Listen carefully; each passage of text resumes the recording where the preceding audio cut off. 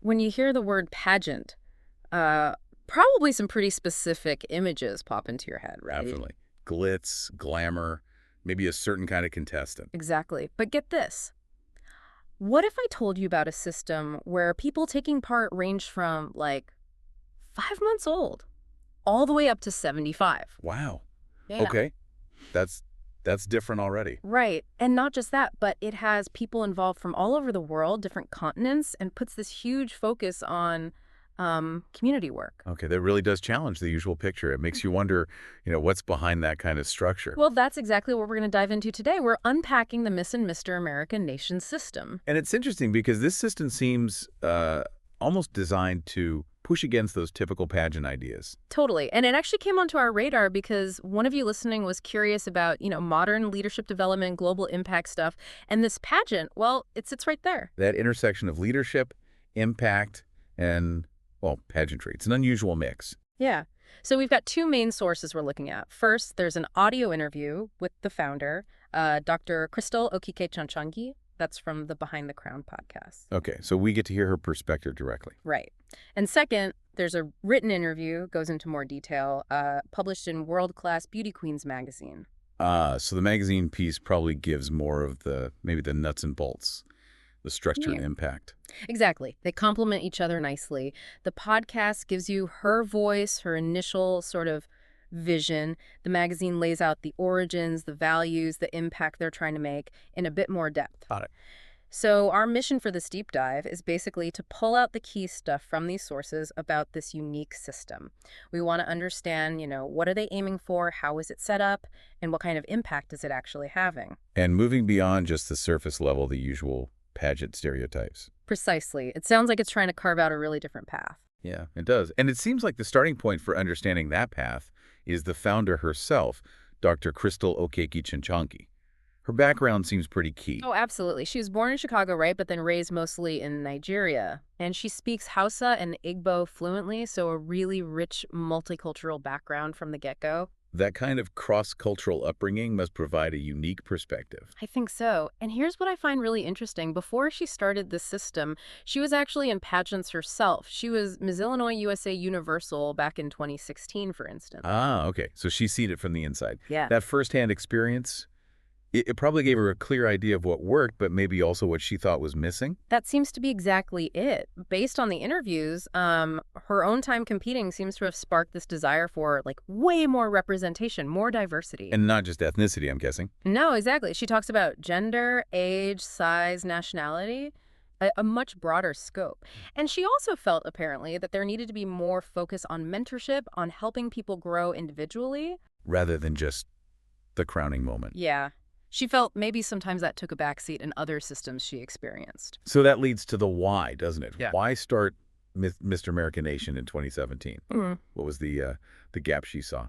Well, from what we can piece together, the core vision was about uniting a diverse nation, yes, but also with this really global outlook, empowering people from all sorts of cultural backgrounds. And highlighting their heritage. Yeah. And their community work. Yes, exactly. And helping them develop their own platforms for, making a difference. So it sounds less about just picking one winner and more about maybe building a community with purpose. I think that's a good way to put it, which brings us neatly to the what. Like, what is this Miss and Mr. American Nation system, really? Yeah. Because it's clearly not your standard pageant. Well, the age range alone tells you that.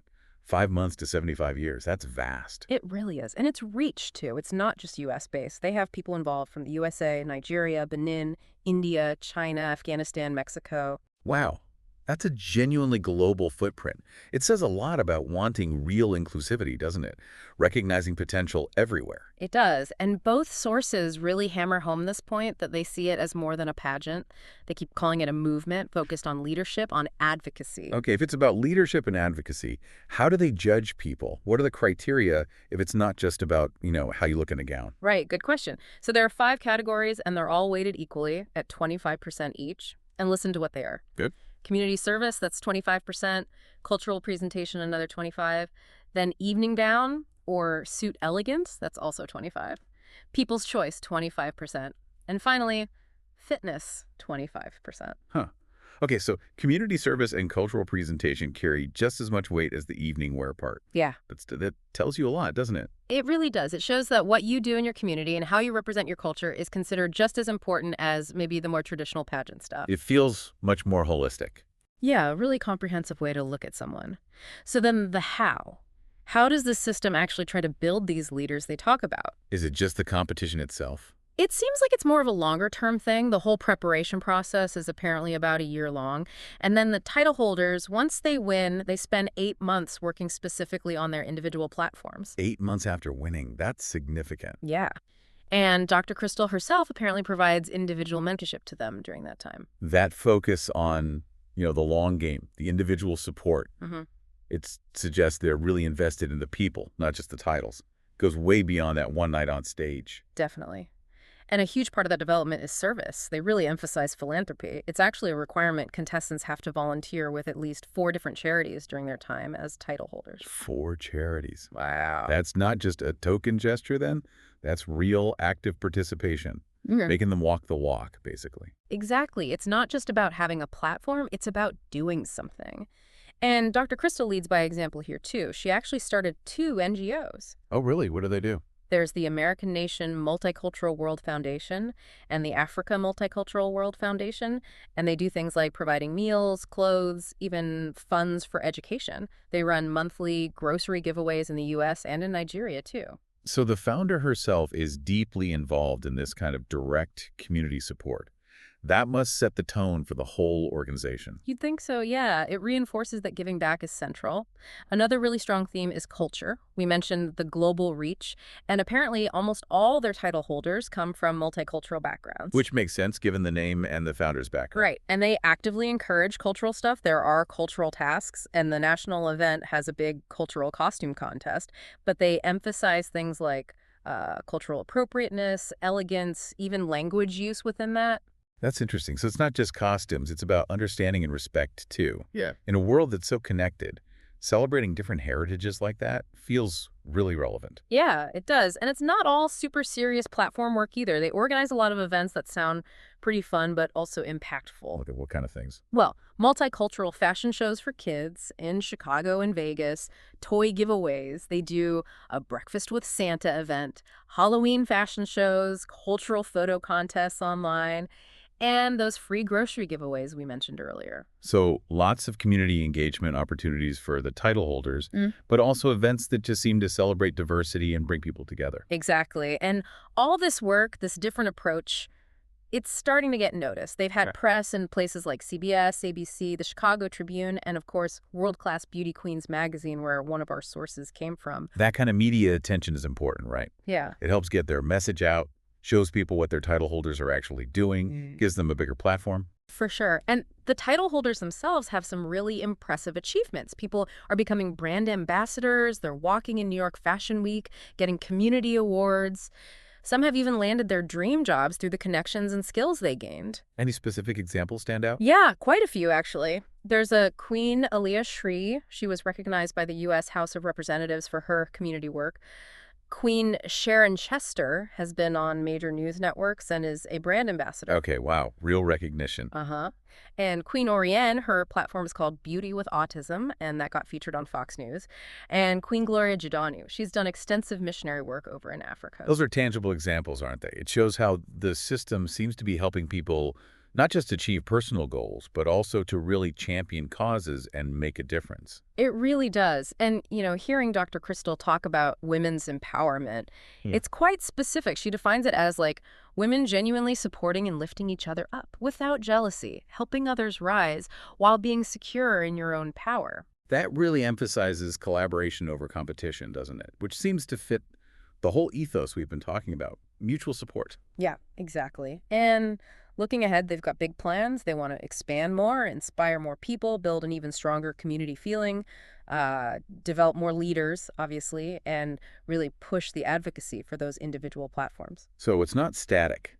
They're focused on growth, on continuing to build on what they've started, a long-term vision. Definitely.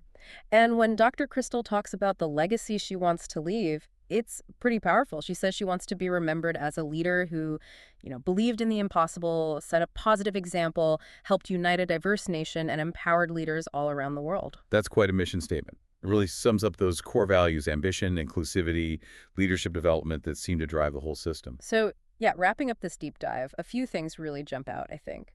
First, that intense focus on diversity and real inclusion. Second, the commitment isn't just talking and hype. It's about leadership development and actual community service. And third, it's all driven by this really clear, quite compelling vision from the founder, Dr. Krystal Okeke'Chanchangi. Absolutely. It's definitely challenging the old ideas about what a pageant is or what it can be. It really is, and it leaves you thinking, doesn't it?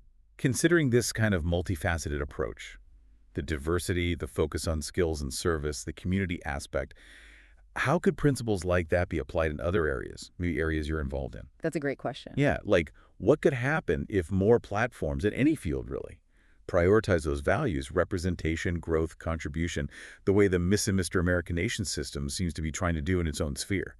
What potential could that unlock?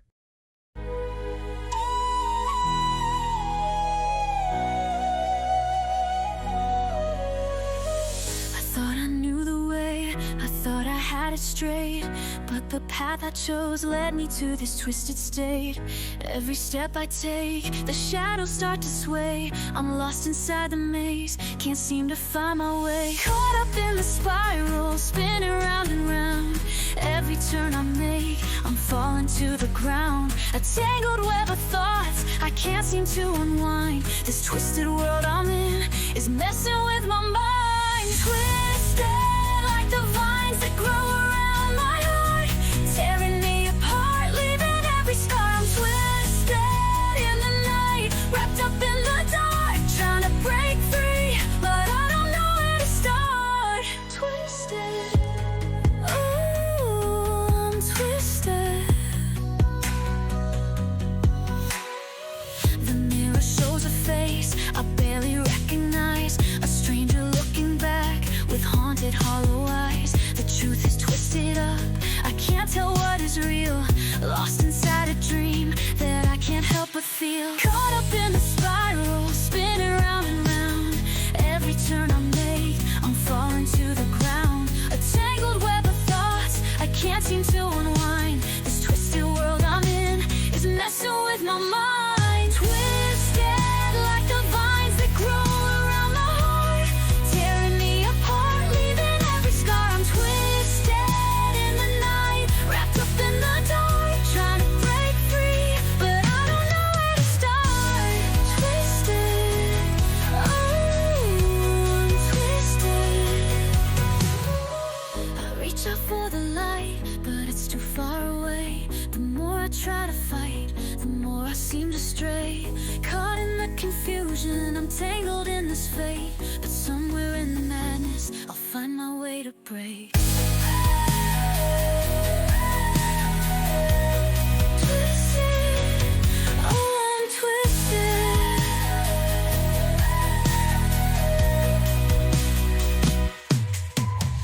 Twisted like the vines that grow around my heart, tearing me apart, leaving every scar. I'm twisted in the night, wrapped up in the dark, trying to break free, but I don't know